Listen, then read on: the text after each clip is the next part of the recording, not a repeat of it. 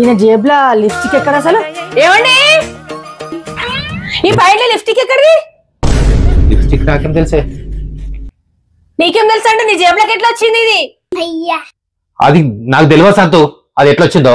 అంటే నీ పైన నడుచుకుంటూ వచ్చిందా? అబ్బా, నువ్వు బాగా నాటకాలు చేస్తున్నావు, ఈ మధ్యలో బాగా రెడీ అయిపోతున్నావు బయటికి, నేను చూస్తున్నా నీ కథలు మంచిగా ఉండదు చెప్తున్నా.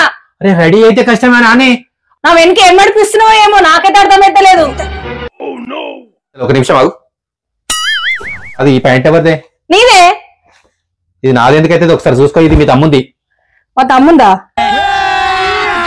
ఆ నెంబర్ చూసుకో. అవునండి ఇది మా తమ్ముందే, సారీ అండి. సారీ కాదు, పిలువని ఇప్పుడు పిలువ. లిప్స్టిక్ కళ్ళకి ఎట్లా వచ్చింది అడుగుదాం, పిలువే.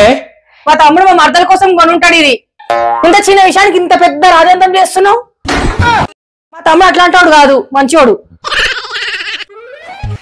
సతీష్ అంటే నా ప్యాంట్లు దొరుకుతూ ఒకటి, మీ తమ్ముని ప్యాంట్లు దొరుకుతూ ఒకట.